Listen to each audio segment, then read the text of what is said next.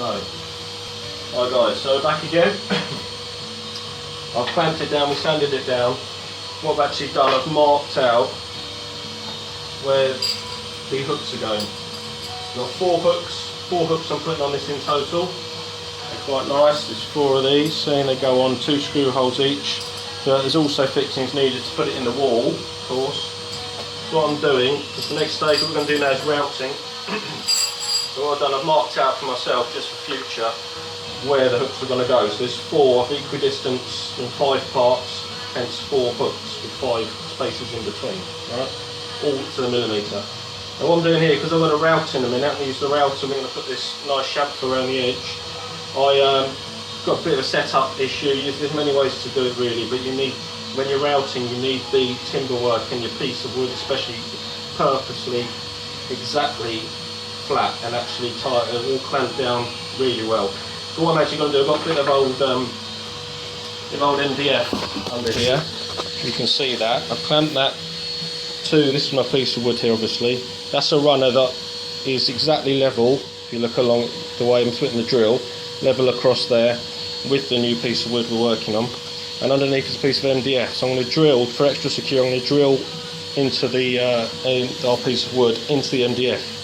So therefore, that will then give it even more security when I route it. Because you can't afford, you only get one chance for routing, however good you are. So, you know, basically, you need to get it right first time. So you can't afford to have your piece of wood you're working on moving at all. Any carpenter will tell you that, but this is for the people who don't know the thing, without being judgmental or meaning any offence. So we're clamped down, and now we're going to get the router out, and we're going to have a go and do this chamfered edge. Yeah. Alright, so we've got, okay, so we're going to use 2 40mm screws, and we drive these into the MDF. Chosen 40mm because the timber we're working on is nearly about 33 thick, a bit less, sorry, 26 thick or something, and the MDF is about 12, so this will hold, this will be the right depth without going right through and ruining my work table. And countersink them below the surface, you can see. Not too much, I'm a bit far with that one. There we go, and now that's tough, it's stuck there. I'll take these clamps away because they're temporary. Unless I remove them, I can't get the router through across. So, but there we go. So she's nice and solid now. Okay, we're going to get routing.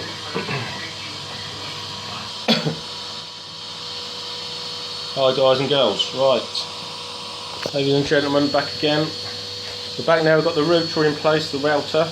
I've set it up. So we've put the. I'll show you now. Point it out what we're doing very briefly, and we'll have a route. A bit of a route. Right, so we've got our router piece in. This is the red piece. The router turns thus.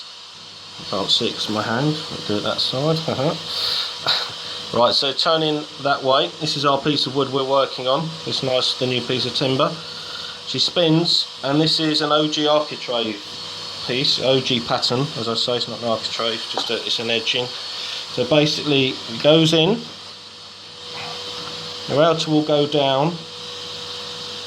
And when you set this up, you set your height is the most important thing. So you've got your height, and you want to make sure as well that the top edge of this router piece does not go below the wood, or the pattern won't work properly. So you need to get that in proper place. So it's looking fairly good. You need to move this over a bit though and adjust this piece here, which is a slide bar. Is your distance bar, which keeps her straight as a die as she goes through. This little silver piece here spins, can move. It is like the bearing and the resting piece that goes against the wood. So we put that in there, and now we're in position. Not straight. Straighten this up so she's nice and steady there. I think we can get a nice pattern on it. That's not bad. I'll give it further in that direction.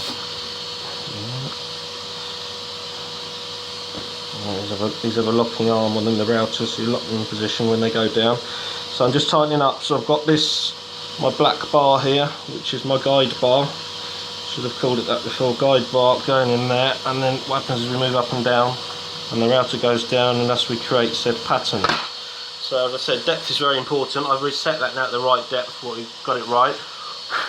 And then we start at one end, and we push it away, and it should work all the way through, and then we'll come out with a pattern.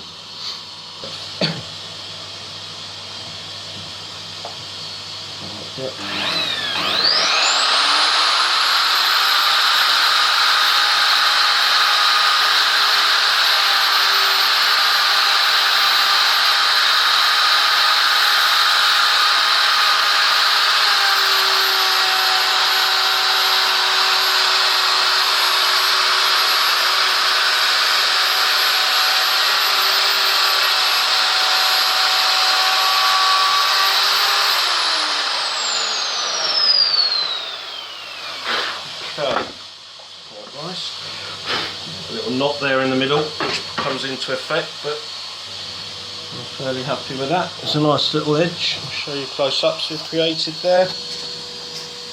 There you go. Okay. You can see there, it's lovely, nice smooth edge with the pattern grooved, and then we'll sand it off in a bit very lightly with 120 sandpaper afterwards. I'll try and show you that. And what we're going to do, go around the other three edges now as well. Okay. Okay. Happy coat hanging. We'll catch up soon. That's nice.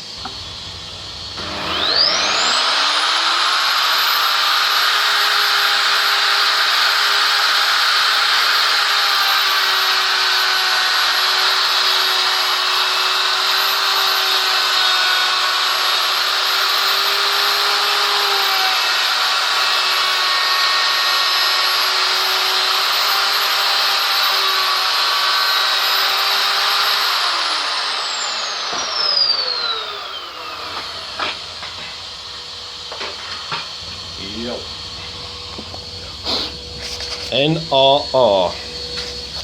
NRR. Right. Never rush routing. Okay, we've got the two sides done.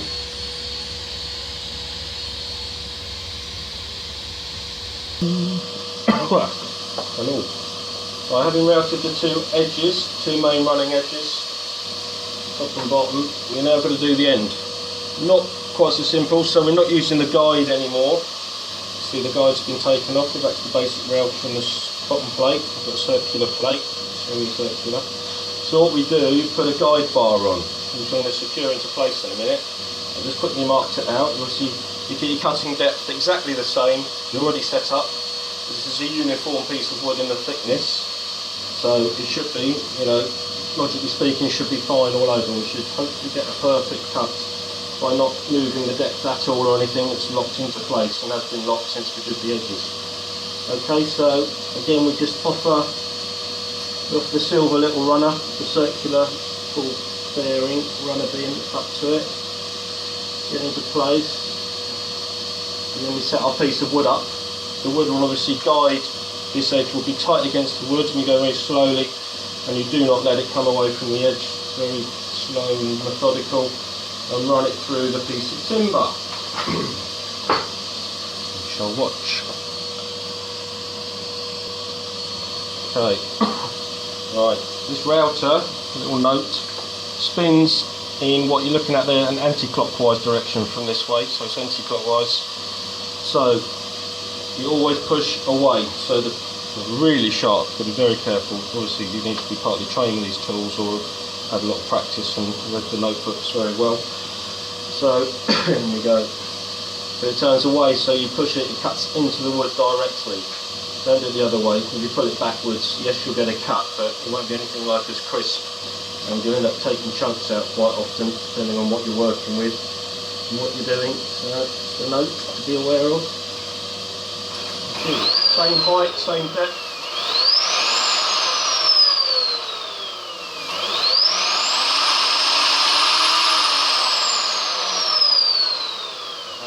It's an error there, that's pretty good.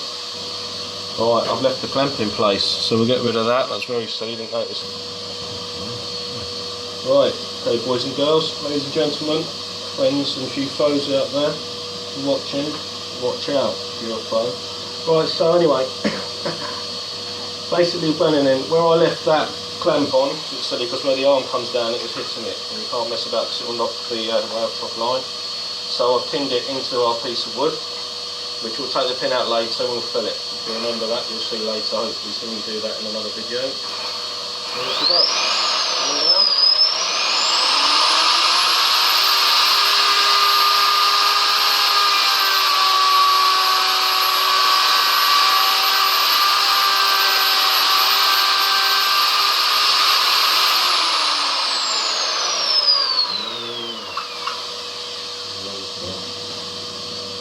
I'll go that one more time, just a 1 over, the light going over again, the second turn, because we just move very slightly, millimetre at the end, so we'll brush it off.